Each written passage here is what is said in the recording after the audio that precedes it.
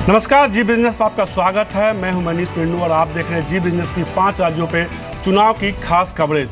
इस बार चुनाव बेहद खास है क्योंकि चुनाव राजनीति के गंगोत्री उत्तर प्रदेश से लेकर गंगोत्री के उद्गम उत्तरांचल तक हो रहा है। पावरफुल किसानों के राज पंजाब में हो रहा है और युवाओं के पसंदीदा जगह गोवा में चुनावी दंगल है।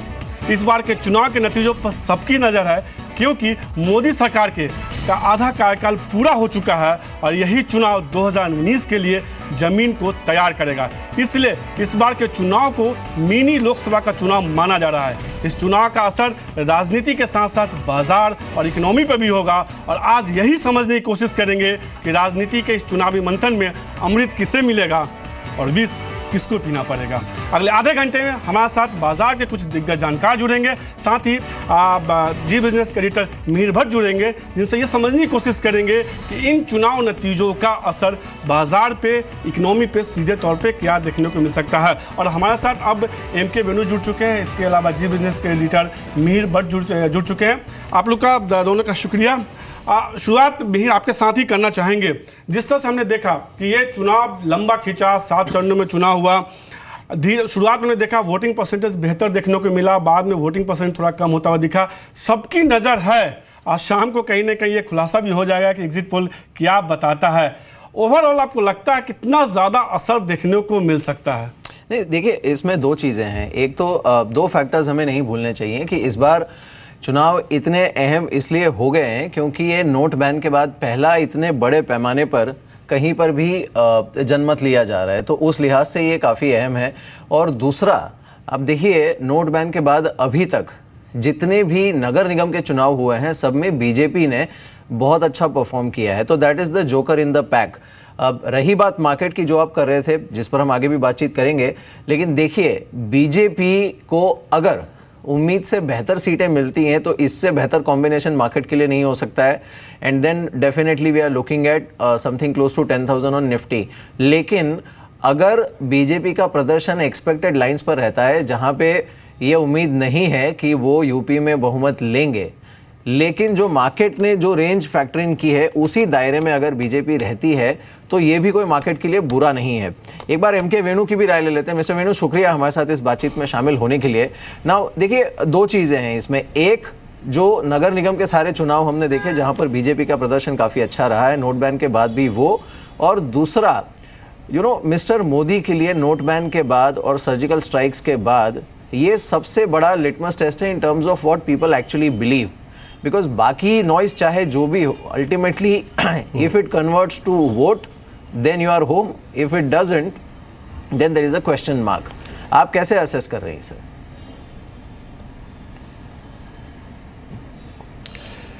देखिए, आपने ठीक कहा, जो नोट बंदी जो है वो बहुत बड़ा डिसीजन था, एक किस्म से एक इकोनॉमिक पॉलिसी शॉक था। और उसे मोदी जी ने एक्सप्लेन किया ये कहते हुए कि एक क्लीन इकोनॉमी देना चाहेंगे। इसके बावजूद कि इसमें शॉर्ट टर्म पेन सब मानते हैं कि शॉर्ट टर्म पेन इसमें है काफ़ी। और जो मैं भी यूपी में गया, वहाँ पे भी मैंने देखा जो छोटे उद्योग, कारपेट वीवर्स, मिर्ज़ापुर वगैरह में गया था, तो लोगों को असर बहुत एक नेगेटिव इम्पैक्ट रहा है नोटबंदी का।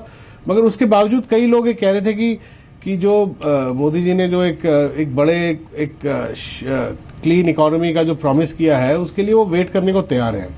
और आपने देखा होगा कि बजट में भी उन्होंने एक बजट पेश किया जो नोटबंदी के बाद का बजट था, और उसमें भी ये कहा कि भाई इसका फ़ायदे अभी होंगे और जो 15 लाख करोड़ बैंकों में आया उसमें से टैक्स निकाला जाएगा, फिर वो टैक्स को फिर गरीबों में किसी तरह उनको दिया जाएगा। तो गरीबों में कई लोगों से मैंने बात किया जो सपोर्टर थे बीजेपी के, वो भी ये कह रहे थे गाँवों में कि हम मानते हैं कि प्रधानमंत्री जो कर रहे हैं वो ठीक है, मगर हम वेट करेंगे कि हमें इसका फ़ायदा क्या होगा वो देखेंगे।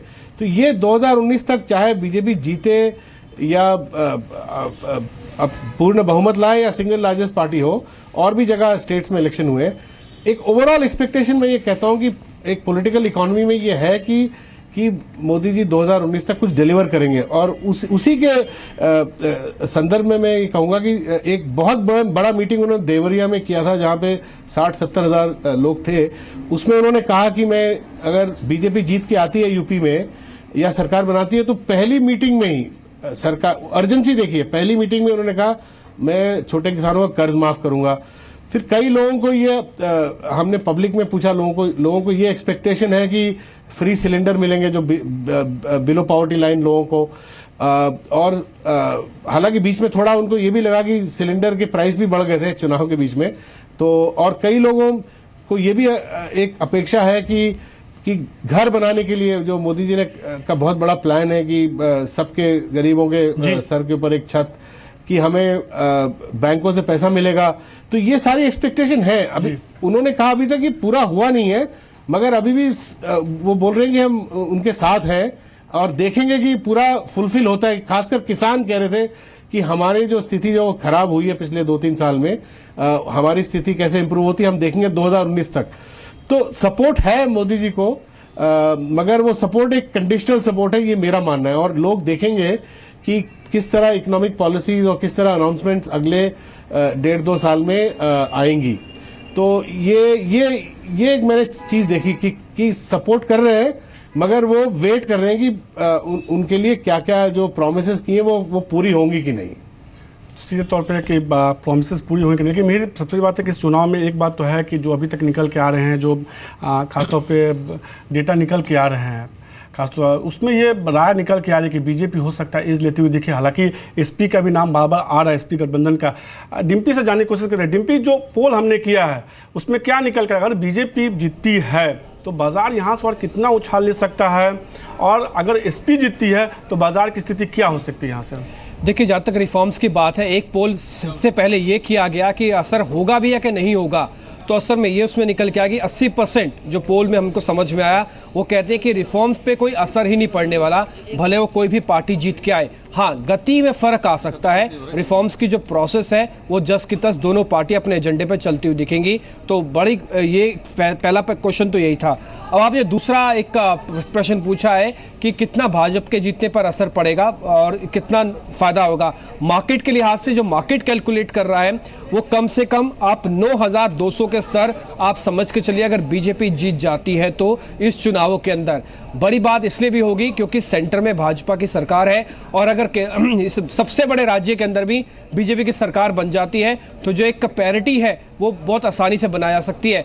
जिस बोल्ड स्टेप्स की बात अभी मिस्टर एम के वेणु भी कह रहे थे कि सरकार लेगी, उसमें 3 हिस्सों में आप मोटे तौर पर बांट सकते हैं। एक हिस्सा सरकार की जो सेंटर से बहुत चर्चित स्कीम रही है उज्ज्वला, उसका फायदा अभी भी मिला, इस चुनावों में भी दिखा, उसका बहुत तेजी से एक्सटेंशन होगा उत्तर प्रदेश के अंदर।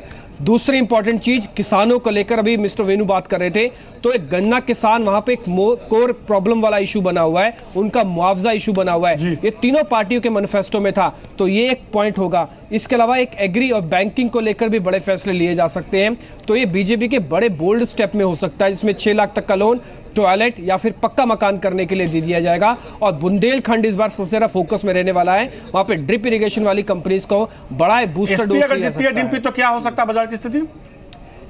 अगर एसपी जीतती है, समाजवादी पार्टी गठबंधन जीतता है तो शायद बाजार के लिए ठीक नहीं होगा मनीष, क्योंकि आंकलन ये कह रहा है और जो हमारे डाटा जो हमने पोल करवाया उसमें 8700 तक बाजार फिसल के आ सकता है। ये अपने इंपॉर्टेंट लेवल को भी ब्रेक कर देगा। 85% लोग इस पे हाई रख रहे हैं, लेकिन एक भयावह आंकड़ा और भी है जो हमको मिला, हालांकि उस पर क्वांटम थोड़ा कम है, 15% ही है, इसलिए चिंता की जरा बात नहीं, लेकिन वो 8400 तक भी आ सकता है निफ्टी का आंकड़ा, अगर समाजवादी पार्टी और कांग्रेस का अलायंस वहां पे जीत जाता है। तो रिफॉर्म्स की प्रक्रिया जारी तो रहेगी, लेकिन पॉपुलिस्ट रिफॉर्म्स जो हुए हैं पिछले 1-1.5-2 साल में वो शायद कंटिन्यू कर जाएंगे, और जो पैरिटी बनती है एक सेंटर और स्टेट के बीच में वो भी डिस्कनेक्टेड रहेगी।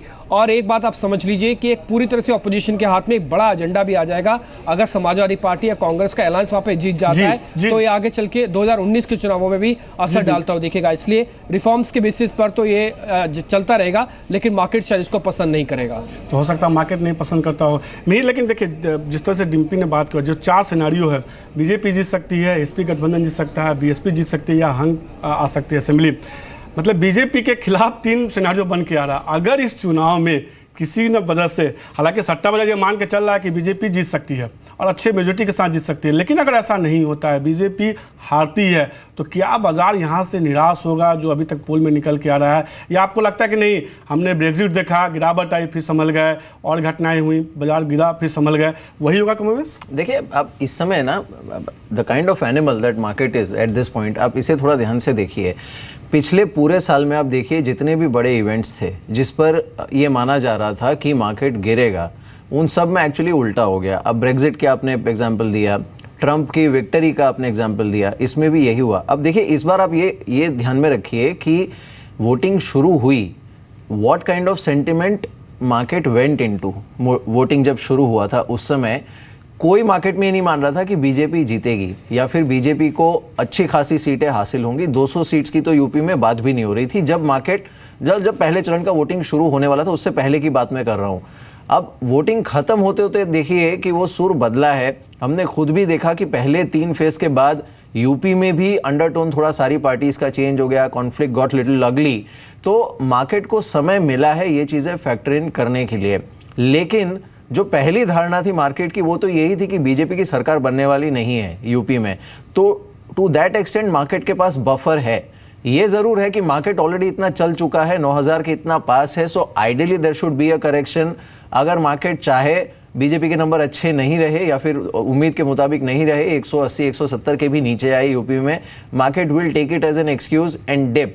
लेकिन नॉर्मल अगर रहता है रुझान, एंड व्हेन आई से नॉर्मल, कोई बहुत बड़ा नेगेटिव सरप्राइज अगर नहीं आता है बीजेपी के लिए, मैं बार बार बीजेपी पर इसलिए फोकस कर रहा हूँ क्योंकि बीजेपी पर अगर बहुत बड़ा नेगेटिव सरप्राइज नहीं आता है यूपी में, तो फिर market will take it in its stride. क्योंकि मार्केट ये लिटमस टेस्ट नहीं चाहता है कि बीजेपी की सरकार यूपी में बनी या नहीं बनी। अगर बहुत नेगेटिव आ गया तो फिर मार्केट को चिंता होगी कि यार 2019 में जो आम लोकसभा के चुनाव होने में उसमें पता नहीं क्या असर पड़ेगा। शर्मा जी हैं हमारे साथ। शर्मा जी देखिए, जब मार्केट इलेक्शन के अंदर गया उस समय it had nothing to lose. आज थोड़ा बहुत है क्योंकि 9000 के काफ़ी नज़दीक है मार्केट, लेकिन अगर बहुत बड़ा नेगेटिव सरप्राइज कोई निकल कर आ गया बीजेपी के लिए, स्पेशली यूपी में, तो मार्केट का रिएक्शन कैसा देख रहे हैं आप? मैं समझता हूं कि मार्केट का रिएक्शन ऐसे माहौल के अंदर, अगर नंबर को सीट्स पे वापस आते हैं, बीजेपी की अगर करीब 150 के आसपास सीट्स या उससे कम आई, तब हो सकता है कि हम ये देखें कि थोड़ा मार्केट में करेक्शन आए। लेकिन वो मार्केट का करेक्शन कितना हो सकता है? 200 पॉइंट निफ्टी में ज़्यादा, उससे ज़्यादा नहीं हो सकता है। तो वो आपका डाउन साइड है। ऊपर की ओर क्या है? अगर ऊपर की ओर ये है कि एक बार आपने 8990 के ऊपर क्लोज दिया तो फिर आप एक नई हाई की ओर बढ़ जाएंगे, और वो जो लेवल है वो 9450, जो 9200 जो अब डिस्कस किया जा रहा है उससे कहीं ऊपर है। तो मैं समझता हूँ कि यहाँ पे जितने भी लोग हैं उन्होंने, किसी ने इस प्रकार का ऊपर खोला ही नहीं है, एक कैप करके रखा है। और बाजार में बहुत सारे ऐसे लोग हैं जो बिल्कुल शॉर्ट हैं, या फिर वो हैं जिन्होंने अपेक्षा ही नहीं की है कि कुछ अच्छा रिजल्ट आएगा, या डरे हुए हैं। तो मैं, अगर मेरे पास एक ऑप्शन हो तो मैं निश्चिंत होकर इन बाजारों का जाऊंगा और कोई भी ऐसा प्रोटेक्शन आगे लेके नहीं जाऊंगा। ट्रेडिंग पोजीशंस ऑब्वियसली नहीं रखेंगे ओपन, लेकिन अगर रहना ही है तो लॉन्ग में ऑप्शंस में 9100 का कॉल लेके मैं जाऊंगा, ये देखते हुए कि यहाँ से भी बढ़ने की संभावनाएं मुझे आगे दिखाई देती है। सीधे तौर पे बीके सब बातें हुए कि निफ्टी में यहाँ से तेजी देखने को ही मिल सकती है, 9100 का कॉल खरीदना होगा। हालांकि जो सट्टा बाजार के आंकड़े निकल के आ रहे हैं वो तो सीधे तौर पे मिल रही है, मान के चल रहे हैं कि हाँ बीजेपी की सरकार बन रही है, मेजोरिटी के साथ बन रही है। अधिकांश अलग अलग स्टेट के जो अगर सट्टा बाजार के आंकड़े को देखें तो सबसे पहले अगर गुजरात के सट्टा बाजार के आंकड़े को देखें, वहाँ ये मान के चला जा रहा है, वो जो सट्टा बाजार ये मानता है कि बीजेपी को 160 से लेकर 170 के आसपास की सीटें आ सकती है। ये आंकड़े है गुजरात का सट्टा बाजार, ये मानता है बीजेपी को 160 से 165, एसपी और कांग्रेस से 125 से 130 और बीएसपी को 75 से 84 के आसपास होगा। यानी किसी को बहुमत नहीं आएगा, लेकिन लार्जेस्ट पार्टी के तौर पे बीजेपी बन के आती हुई दिखेगी। लेकिन यूपी का जो सट्टा बाजार है जिस पे सबकी नज़र है और जिस पे खासतौर पे चर्चा की जा रही है, दिल्ली का सट्टा बाजार, वो मानता है कि बीजेपी को हायर नोट पे 290 तक की सीट 290 तक का सीट आ सकता है। ये कहीं ना कहीं दिल्ली का सट्टा बाजार काफी ज्यादा पॉजिटिव है। दिल्ली का तो सट्टा बाजार अच्छा ही देगा ना, पंगा कौन लेगा। दिल्ली से कैसे। इसके अलावा बसपा को इसमें बता रहा है, बसपा और समाजवादी पार्टी के बीच में बराबर का मुकाबला होगा। दोनों का कमोबेश जो है 60 और 61 के आसपास सिमटते हुए दिखेंगे। यानी कि सुपरा साफ दिल्ली का सट्टा बाजार तो ये मान के चल रहा है कि सुपरा। मध्य प्रदेश का सट्टा बाजार की बात करें 280 270 की सीटों की बात हो रही है। कमोबेश एसपी, कांग्रेस और बीएसपी के बारे में यही राय निकल के आ रही है। एक सवाल होगा मिहिर, जिस तरह से लगातार ये चर्चा हुई है कि अगर बीजेपी की सरकार आती है या जीतती है, और तो हो सकता है कि बाजार में एक बड़ी रैली देखने को मिले, 10,000 तक का लेवल देखने को मिले। जैसा कि आपने कहा कि कुछ भी अगर निगेटिव नहीं हुआ, पॉजिटिव नहीं, कुछ भी निगेटिव नहीं हुआ, तो बाजार में एक रैली देखने को मिल सकती है, जैसा कि बजट में हुआ था। कुछ निगेटिव नहीं था, इसलिए बाजार चल गया। क्या 10,000 की संभावना, अगर कुछ भी निगेटिव नहीं होता, बाजार में दिख जाएगी? देखिए, मैं वैसे भी मार्केट को ज़्यादा क्लोजली देखता हूँ, और आप जानते हैं मार्केट में, इस तरह के मार्केट में no negative is actually a positive market के लिए। और आप देखिए फेड का हाइक और वो सब ठीक है, वो कुछ हद तक फैक्टर्ड इन ग्लोबल मार्केट्स में भी है। जुलाई से आपका जीएसटी भी लागू होने वाला है। अगर कोई बहुत बड़ा नेगेटिव नहीं आता है यूपी के नतीजों से, बाकी 4 राज्य ठीक है, लेकिन यूपी में अगर कोई बहुत बड़ा नेगेटिव नहीं आता है ना बीजेपी के लिए, तो मार्केट हमेशा आगे की चीज़ फैक्टर इन करता है। उससे बहुत बड़ा कंफर्ट लेवल मिल जाएगा 2019 के लिए, और ये अपने आप में बड़ा ट्रिगर हो जाएगा मार्केट के लिए। And then you know centre में किस तरह से बीजेपी काम कर रही है, तो वो एटलीस्ट उन्हें ये कंसर्न नहीं होगी कि फिर से इनकी गाड़ी रिफॉर्म से उतर जाएगी पटरी से, या रिफॉर्म्स नहीं होंगे। जो डर सता रहा है ना मार्केट को मनीष, वो ये है कि अगर कहीं बीजेपी की टैली ख़राब हुई यूपी में, तो फिर यहाँ से आगे 2019 तक कहीं ये पॉपुलिस्ट मूव लेना शुरू ना कर दें, क्योंकि नोट बैन अपने आप में इतना बड़ा गैम्बल था। इफ़ इट बैकफायर्स देन कोई भी सावधानी बरतेगा। लेकिन मिस्टर वेणु, मैं आपसे एक चीज़ जानना चाहूँगा कि हम एसपी और कांग्रेस के अलायंस की बात करें, ये कांग्रेस का अलायंस, और आप खुद क्योंकि यूपी में जाकर आए हैं, कांग्रेस का अलायंस कितना भारी पड़ सकता है एसपी को यूपी में?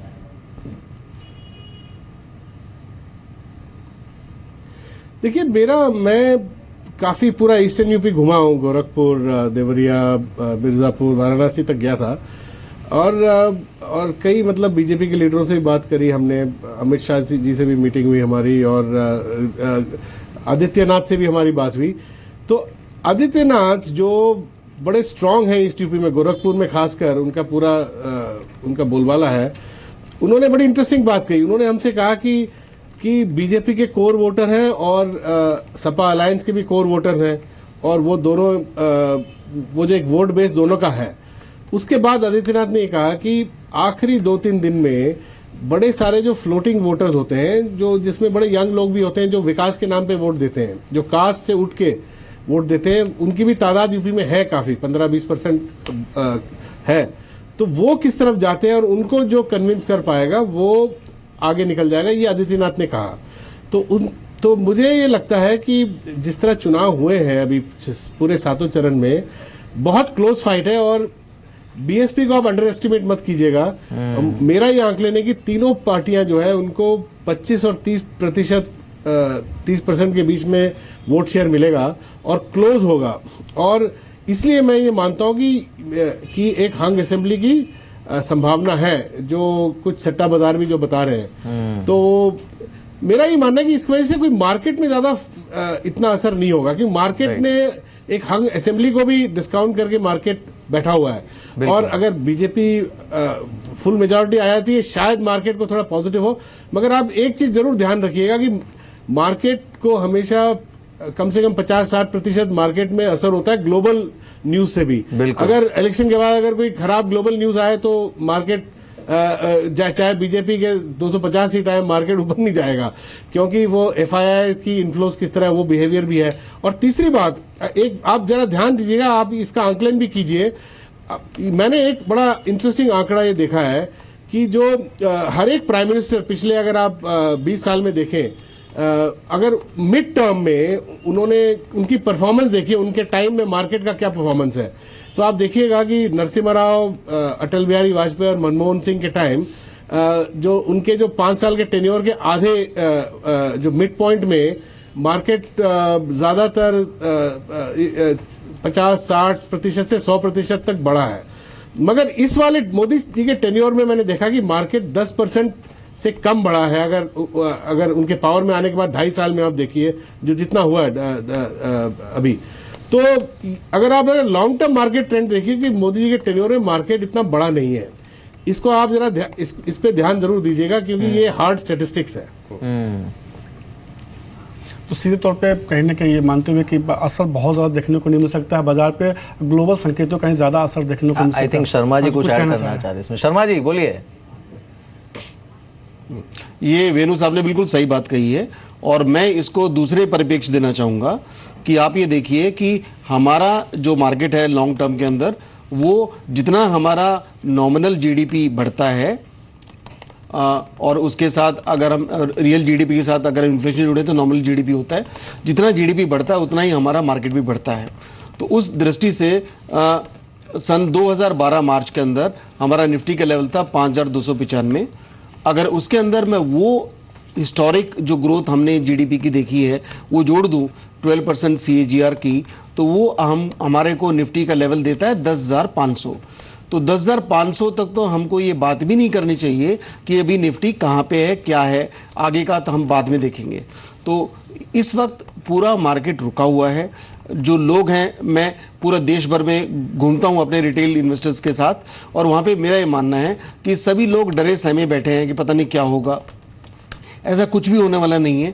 FIs के लिए हम लोग डर रहे हैं बेचेंगे, बिल्कुल नहीं बेचेंगे। इंटरेस्ट रेट हाइक भी अगर होती है यूएस के अंदर तो 2004 से लेके 2007-8 दिसंबर तक जब इंटरेस्ट रेट्स यूएस के अंदर बढ़ी 1 से 5% तक, हमारे यहाँ पे 4.5% से 9% तक जो इंटरेस्ट रेट्स बढ़े 2004 और 2008 के बीच में, तो हमारा मार्केट 100% बढ़ा था।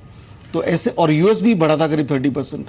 तो हम वीकन अगर इकोनॉमी में ग्रोथ दिखता है, ग्लोबल इकोनॉमी में ग्रोथ दिखता है, तो हम यूएस के इंटरेस्ट रेट्स को भी सहन कर सकते हैं। हमारे यहाँ भी इंटरेस्ट रेट बढ़ते हैं, उसको भी सहन किया जा सकता है। तो लार्जर पिक्चर ये है, हमें यूएस के अंदर इंटरेस्ट रेट हाइक की वजह से घबराने की बिल्कुल आवश्यकता नहीं है। नहीं, लेकिन जो घोषणा पत्र दी गई थी इन पार्टियों की तरफ से, अगर उसको रियलिटी के तौर पर मान लिया जाए तो कोई भी पार्टी जीते कम से कम मतदाताओं को कुछ ना कुछ फ़ायदा होगा। क्योंकि इस चुनाव में वाईफाई की बात की गई थी, सारे विश्वविद्यालयों में मिनी बसों की बात की गई थी और तो और प्रेशर कुकर और साड़ियों की भी बातें की गई थी। किस सेक्टर पे खासतौर पर असर हो सकता है, कौन सी पार्टी जीतती है, बात करने के लिए मेरे साथ संदीप जुड़ चुके हैं। संदीप, हमने देखा है कि घोषणा पत्र में अलग अलग पार्टियों ने अलग अलग ऐलान किए हैं, असर किन किन सेक्टर्स पर देखने को मिल सकता है? देखिए, वोटर्स को तो फायदा देखने को मिलेगा चाहे कोई भी पार्टी जीते। सिनेरियो 1 देखते हैं जिसमें बीजेपी अगर जीती है, जैसे आप कह रहे हैं कॉलेजेस यूनिवर्सिटीज़ में फ्री वाईफाई की घोषणा हो सकती है, तो D link, smart link, Sterlite जैसी जो कंपनियां हैं इनके बेड़े में नए ऑर्डर आ सकते हैं। इसके अलावा गरीब परिवारों को घरों को पक्का करने के लिए और साथ ही साथ शौचालय बनाने के लिए 6 लाख तक के लोन का जो अनाउंसमेंट है वो हो सकता है। तो उस लिहाज से सिंटेक्स जैसी कंपनियां, सुप्रीम इंडस्ट्रीज, PVB इंफ्रा जो कि इससे जुड़े हुए प्रोडक्ट सप्लाई करती हैं, उन पर आप नज़र रख के चल सकते हैं। और तीनों पार्टियों को अगर आप मैनिफेस्टो देखें तो बिजली की जो व्यवस्था है उसे दुरुस्त करने के लिए 24/7 इलेक्ट्रिसिटी सप्लाई की बात की गई थी। Torrent power, Reliance power, NTPC, इन तीनों स्टॉक्स पर आप नज़र रख के चल सकते हैं।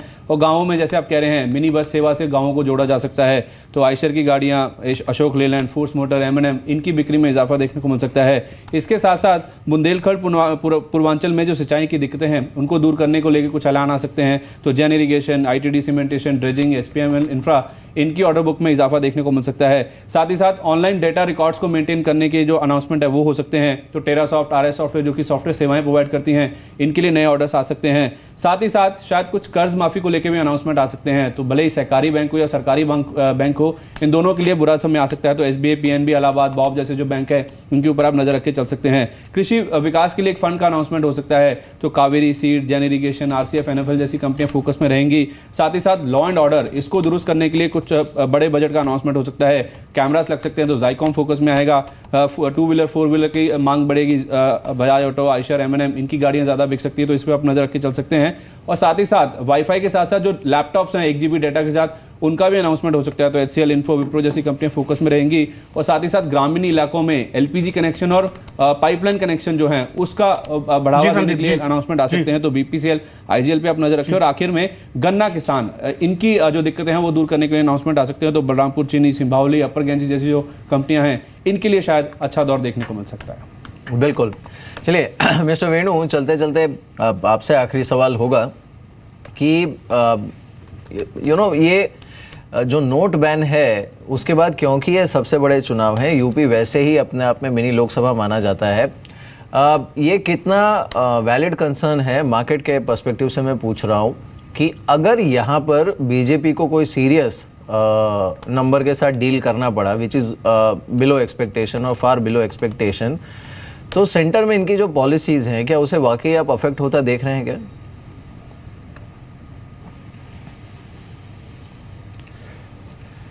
देखिए, मेरा ये मानना है कि नोटबंदी के बैकग्राउंड में पहली बात तो मैं बड़ी इंटरेस्टिंग बात आपको बताता हूं। चाहे बीजेपी का अगर 30% वोट शेयर होता है तो बीजेपी सरकार बना सकती है, हाई लार्जेस्ट पार्टी के हाफ वे मार्क के क्लोज में आ सकती है बीजेपी।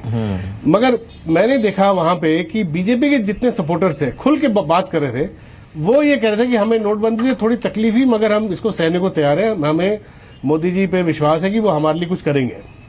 मगर बाकी जो सपोर्टर्स मैंने देखे सपा के, अलायंस के और बसपा के, जो कि अगर बीजेपी को 30% वोट मिलता था, दैट मीन बाकी सारे जो ऑपोजिशन है वो मिला के 70%, वो ये सब बोल रहे थे कि नोटबंदी से उनको बहुत चोट पहुंची है और वो इसके समर्थन में नहीं है। तो आप ये देखिए कि सब नोटबंदी पे भी जो समर्थन या ना समर्थन होना, वो एक पॉलिटिकल पार्टी के प्रिज्म से लोग उसको देख रहे थे, डिवाइडेड है। तो मेरा ये मानना है कि मोदी जी ने जो प्रॉमिस जो किया है नोटबंदी के बाद जो प्रॉमिसेस किया वो सबको करना पड़ेगा, सबका विकास।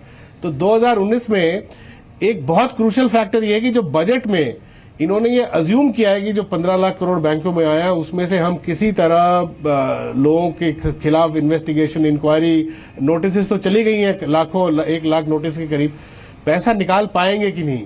सारा जो वित्तीय घाटा और बैलेंस बजट का जो सिलसिला है वो it depends on whether they are able to get enough money out of the 15 lakh crore that have come into the banks, and out of that tax निकालने का भी पीछे आपने देखा होगा सेबी के मदद से उन्होंने कई लोगों को नोटिस भेजा है, जो ब्रोकर्स जो अपने balance sheet, fake balance sheets में उन्होंने कैश उन्होंने पुश किया है लॉन्ग टर्म कैपिटल गेन्स दिखा के। वो ये सारी जो प्रक्रिया है, ये मार्केट किस तरह दिखेगा, ये बड़ा इंपॉर्टेंट है। और इसी पैसे से मोदी जी ने प्रॉमिस किया कि लोगों को, चाहे वो उनको कंसेशनल बैंक लोन दिया जाए घर के लिए, या फ्री सिलेंडर दिया जाए, या और भी कई जो किसानों को बेटर प्राइसेस आगे 2019 तक, ये सारी चीजें निर्भर उसी पे करती है। तो ये किस तरह ये मैनेज करेंगे, ये बहुत इंपॉर्टेंट है, और मार्केट इसको भी ठीक से वॉच करेगा कि इस तरह तो नहीं होगा कि सब इनकम टैक्स पूरे सारे बिजनेसेस, छोटे बिजनेस के ऊपर हावी हो जाए, तो वो मेरे ख्याल मार्केट ठीक से उसको एक्सेप्ट नहीं करेगा, ये मेरे को लगता है। कहीं ना कहीं असर थोड़ा देखने को मिल सकता है। मेरा आखिर में एक सवाल होगा, जिस तरह से हमने देखा है कि मॉर्गन स्टैनली की रिपोर्ट आई, वो ये मान के चल रहा है कि 2019 तक संभावना नहीं है कि बीजेपी को राज्यसभा में बहुमत मिलेगा। अगर इस चुनाव में परफॉर्मेंस बहुत बेहतर देखने को नहीं मिलता है तो इस बात की गुंजाइश कितनी बढ़ जाएगी कि हाँ अब जो है ठहराव आ जाएगा रिफॉर्म्स में, राज्यसभा से बिल पास करवाना और भी ज़्यादा मुश्किल हो जाएगा सरकार के लिए? नहीं, देखिए, जो सबसे बड़ा आई थिंक प्रेस्टीज इशू जो था बीजेपी के लिए वो था जीएसटी, और उसमें वे किसी तरह कंसेंसस बनाने में सफल रहे हैं despite all the challenges in Rajya Sabha.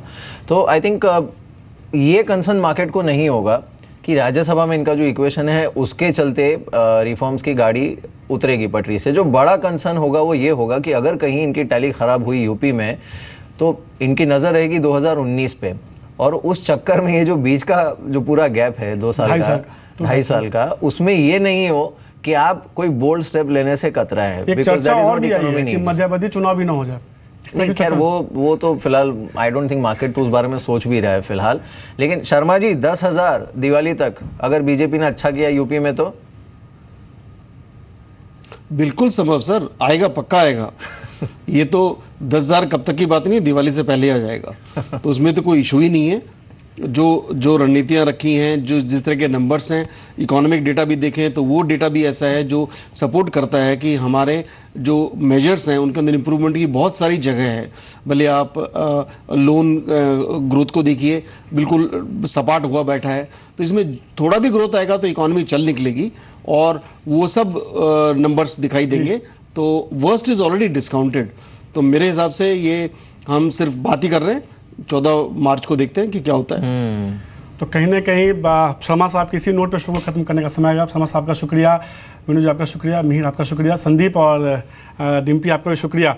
तो जैसा कि शर्मा साहब कह रहे थे, अब की बार 10,000 इसी तो कहीं ना कहीं बाजार नतीजे चाहे जो भी हो, बाजार की दिशा यहाँ से तेजी की देखने को मिल सकती है और दिवाली तक हो सकता है निफ्टी 10,000 के जादुई आंकड़े को भी छू जाए, यानी कि बाजार में तेजी है। और शाम को 5:30 बजे से एग्जिट पोल के नतीजे अभी आ जाएंगे। जी बिजनेस पर लगातार बड़ी कवरेज देखेंगे और इस 10,000 के बाजार में कहाँ कमाई के मौके होंगे वो लगातार जी बिजनेस आपको बताता रहेगा। तब तक के लिए नमस्कार।